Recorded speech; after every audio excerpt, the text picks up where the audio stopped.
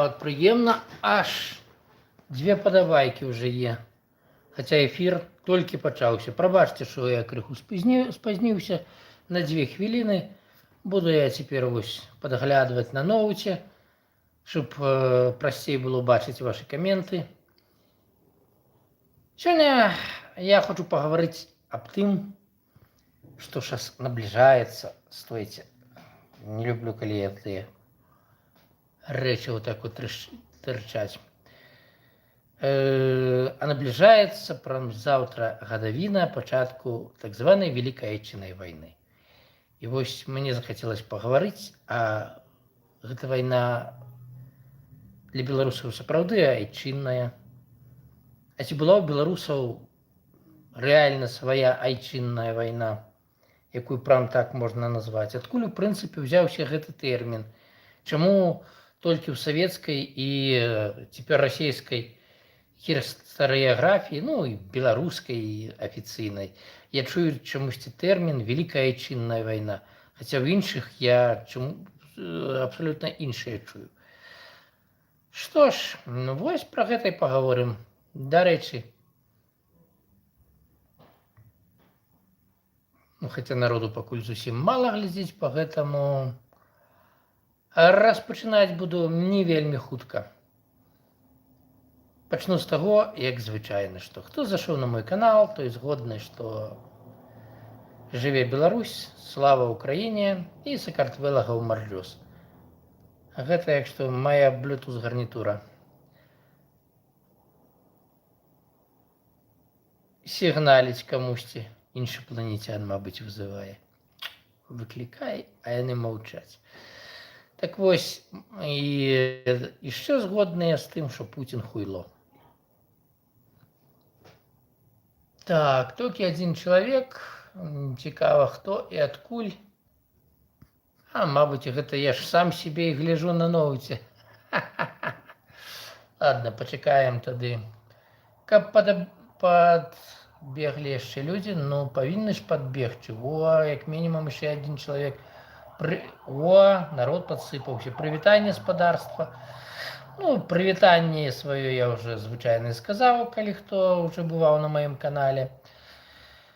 Дабаўлю, што канал мой беларускамоўны, пагэтаму ўсё будзе па-беларуску. З тым, як дадаць аўтаматычныя субтытры, пакуль не разабраўся. Напішыце хто-небудзь, як там гук і адкуль вы, і працягнем.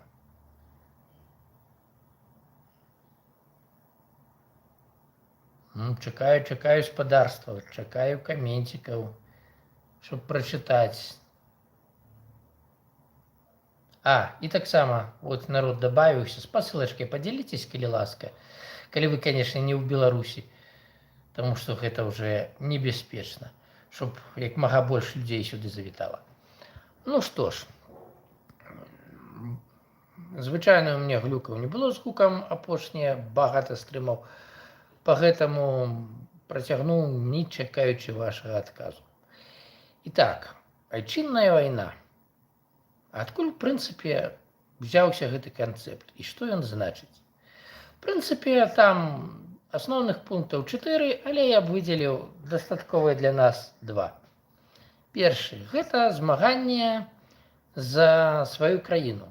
Менавіта за сваю краіну.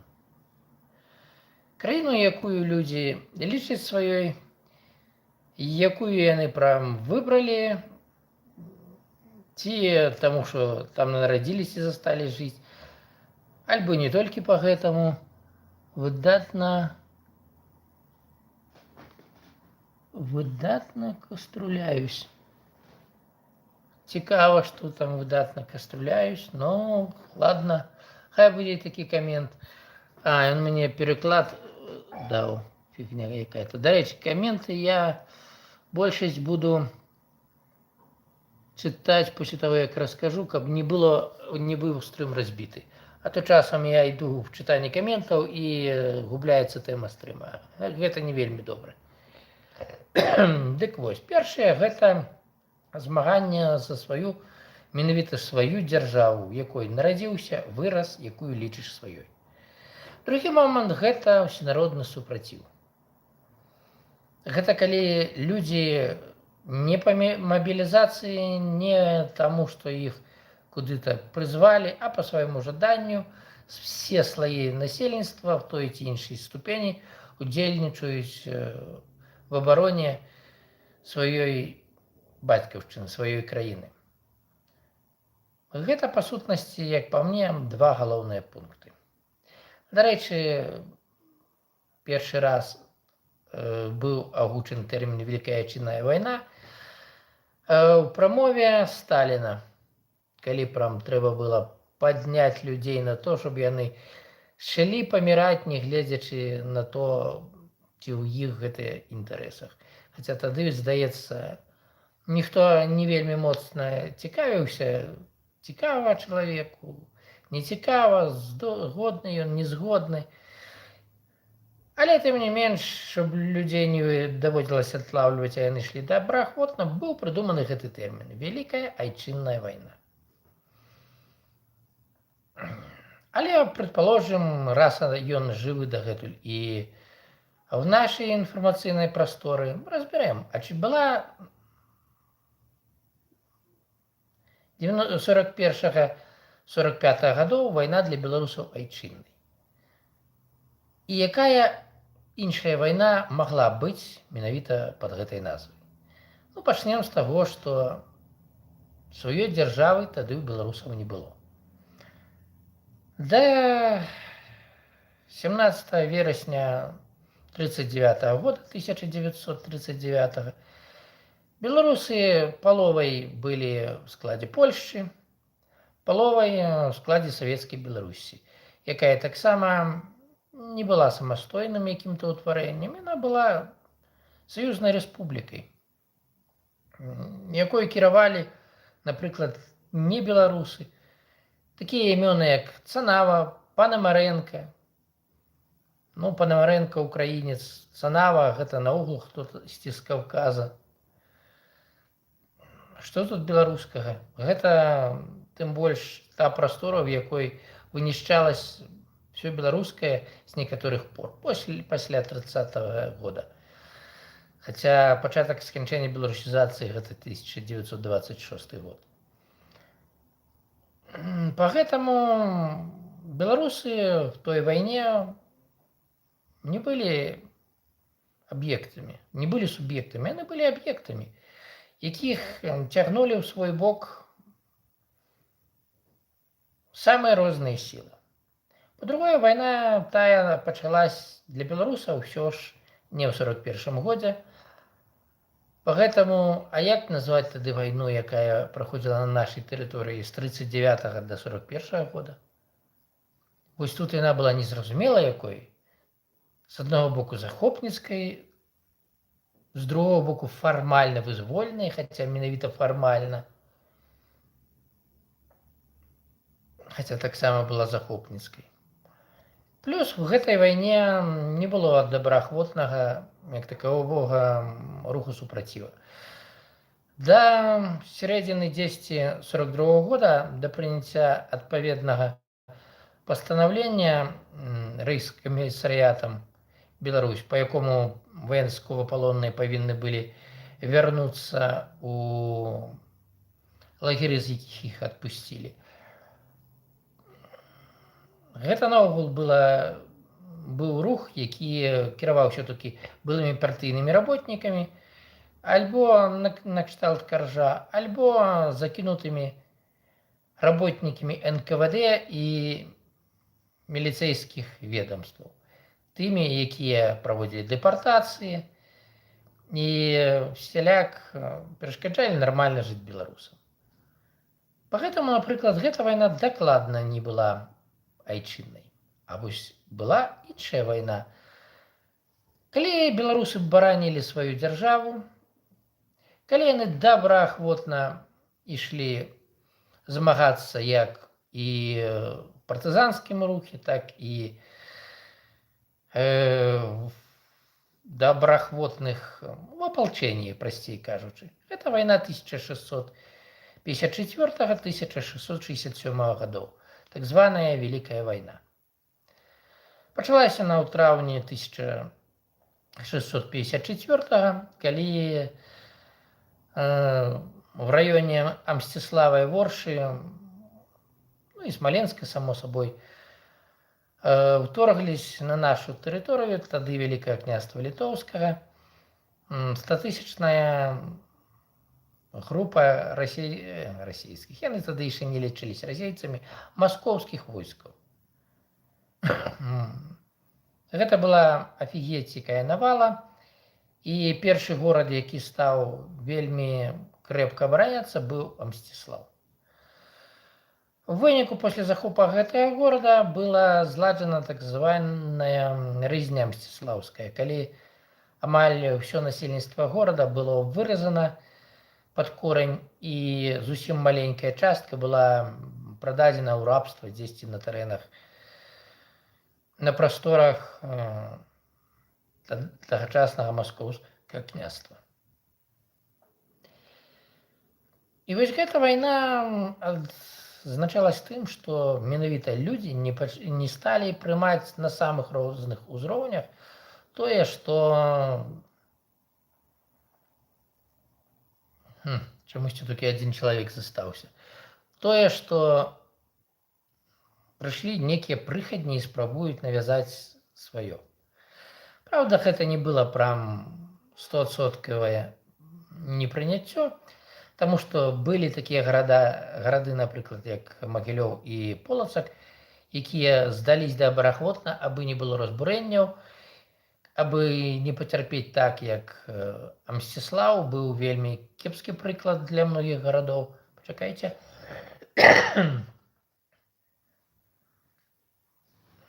Была некаторая частка шляхты, якая пераходзіла на бок маскоўцаў, паддаўшыся агітацыі, што да, вы толькі тых, хто сверху памяняеце, але у вас все вольнасці астануцца, все ваши звычаі, будете жыць як жылі, як хочаце, нічого не памяняецца. Хаця сказаць, што гэта сверхмасавы рух быў таксама нельга. А вось сяляне не прымалі. Сяляне ўжо в ліпені-жніўні 1654 года пачалі ствараць атрады, пачалі рабіць супраціў.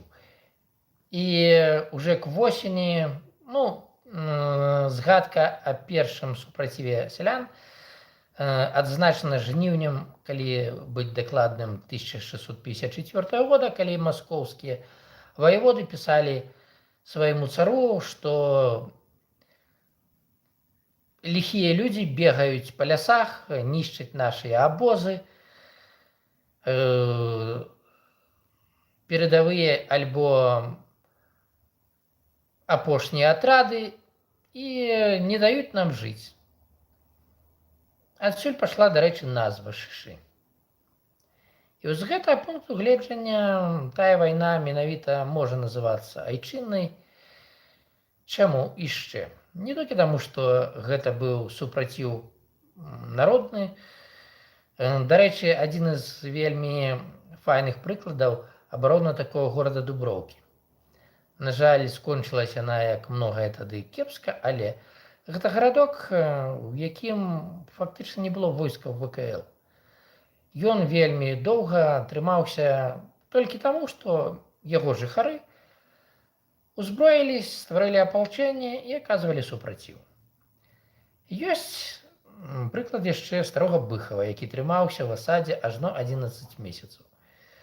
Гісторыкі лічаць, што не толькі таму, што так выдатна ваявалі вайскоўцы ВКЛ, якія былі на той момант у гэтым горадзе, а і таму, што вакол горада была агромная колькасць атрадаў сялян, якія вынішчалі все, што маглі, мелкія атрады, абозы, базы гарнізонаў, якія спрабавалі ўтварыць вакол Быхава. Адным словам, не давалі жыцця маскоўцам, не давалі магчымасці ім там закрепіцца. І поэтому, калі вдумацца, менавіта гэтая вайна і была для нас айчыннай. Пра яе не любяць расказваць, таму што канчатковы вынік гэтай вайны гэта прыкладна 50% насельніцтва Беларусі, якое было вынішчана альбо вывезена. Па дадзеным Геннадзія Сагановіча, гісторыка, у розных частках цяперашняй Беларусі страты былі розныя. Напрыклад, у ўсходніх, такіх як Магілёўскі, Віцебская вобласць цяперашняя, там страты даходзілі да 70%. В таких як Брэсцкая, там 30-40%. Сярэдняе ўсё ж аказваўся прыкладна 50%. Маскоўцы дзейнічалі такім чынам, што ўсё, што яны не маглі забраць, вывезці, яны проста палілі. У выніку разбуралась эканоміка, якая на той момант і была у Вялікае княства Літоўскага. А касцяком Великое княство Литовское, такие были белорусские земли. Так, это была сумесная держава наша с литовцами, белорусами. По сутности, украинцы на той момент уже были в складе королевства польского, поэтому на той момент это была держава, якая в основном была наша. Польскае каралевства таксама з іншага боку крышачку адграбала, але вайсковыя дзеянні там былі нашмат слабейшыя, і страты ў этой вайне таксама нашмат меншыя, чым на нашых тэрыторыях. Па меркаванню таго ж Геннадзія Сагановіча, менавіта прывітанне, я Чарнігава, прывітанне. Бачу іншы камент, яго прачытаю крыху пазней, ну, щоб проста з думкі не збіцца. Дарэчы, як мой канал знайшоў, калі не сакрэт з Чарнігава? Глядзіш пастаянна ці завітаў выпадкова? І як у вас там зараз?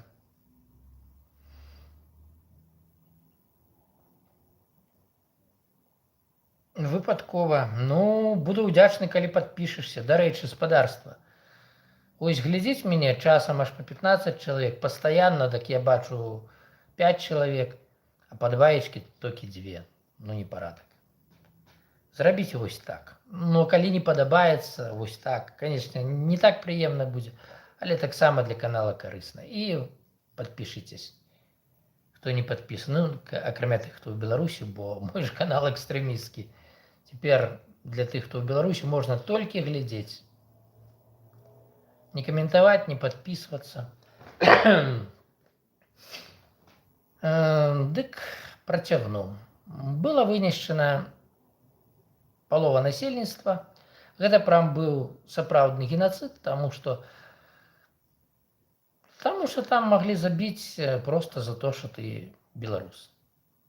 А геноцид гэта калі забіваюць менавіта за то, што ты є той, хто ты є.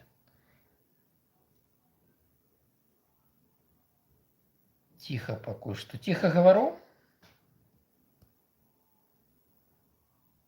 А, у вас ціха. Гэта, дарэчы, радуе. Вы зараз жывеце ў Беларусі? Не, я жыву зараз в Арменіі. Я ўжо 3 года не ў Беларусі.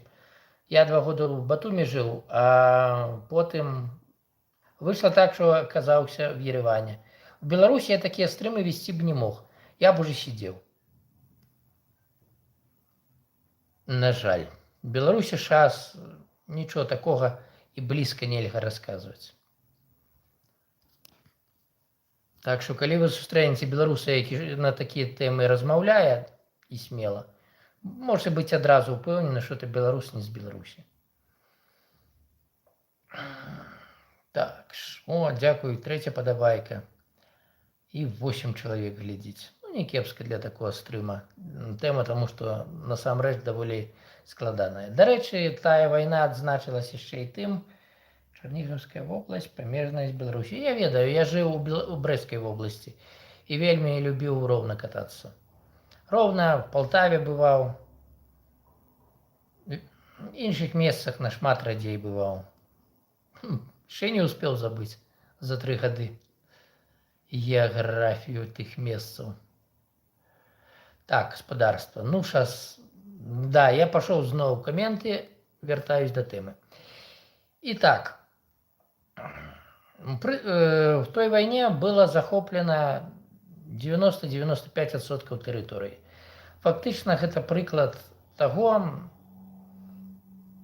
як можна выбрацца з абсалютна безнадзейнай сітуацыі, калі здаецца, што трындзец. Па сутнасці не быў захоплены з крупных гарадоў за ўвесь час гэтай вайны толькі адзін горад Слуцак. Так што калі раптам хто мяне са Слуцка глядзіць, альбо былы жыхар Слуцка, можете ганарыцца тым, што вы адзіныя, хто так і не папалі тады пад расійскае панаванне.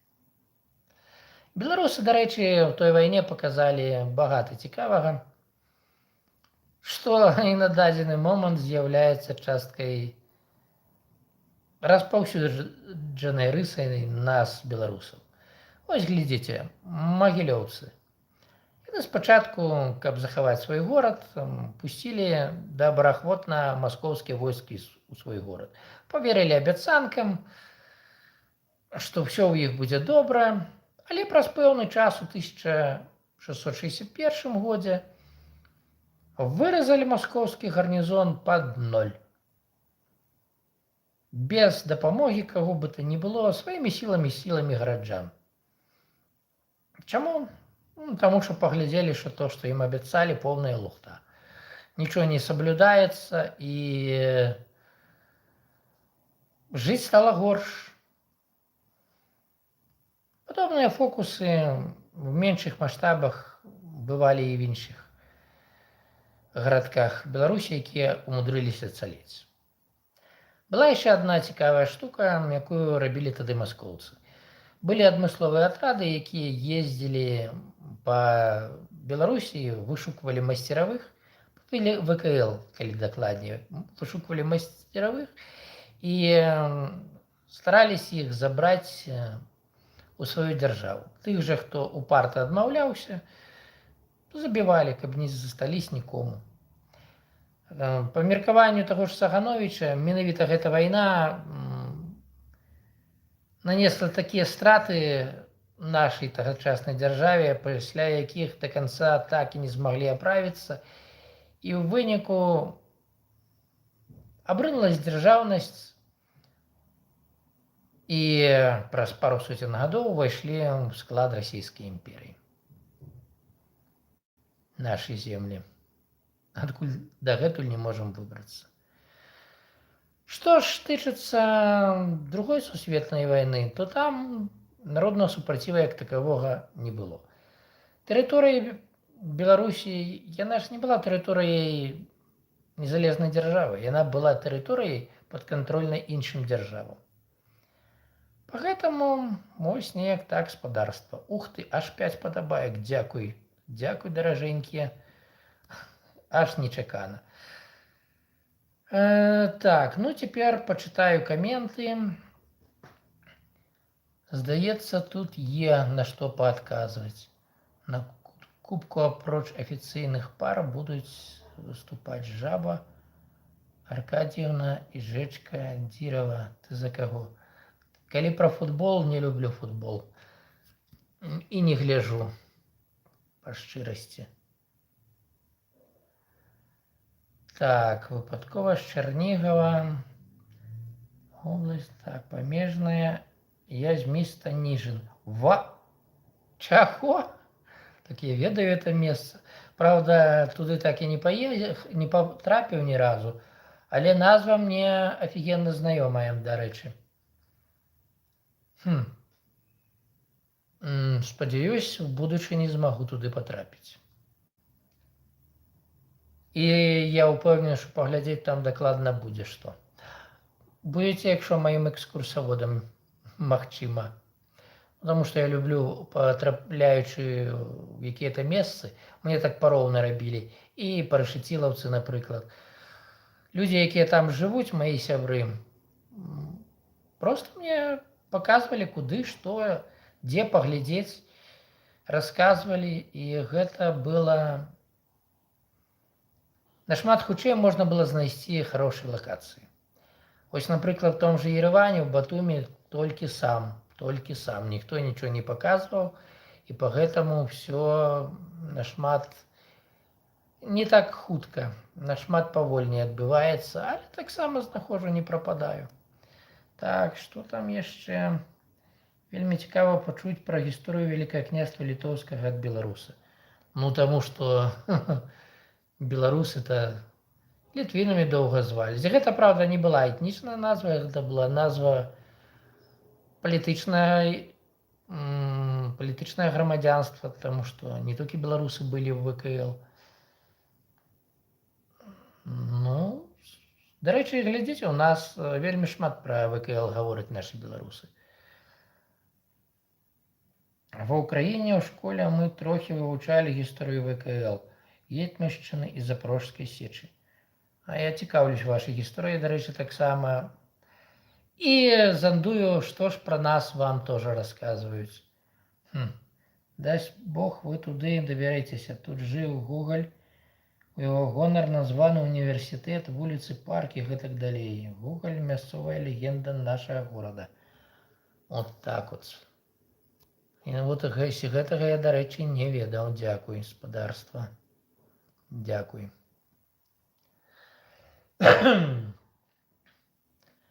Ну, сёння я і думаў зрабіць кароткі стрым, праанансую крыху. Я ўсё па сутнасці расказаў, чого зацягваць тэму вельмі доўга.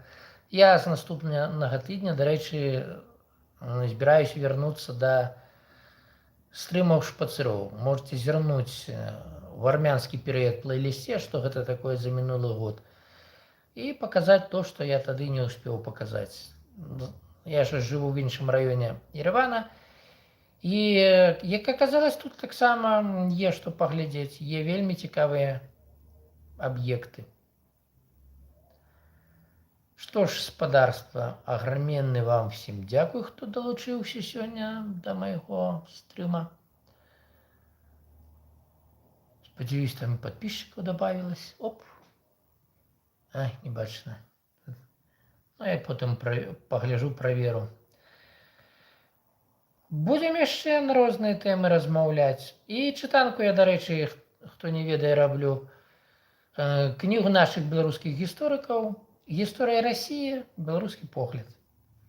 Офігенна цікавая штука. Все, да пабачэння.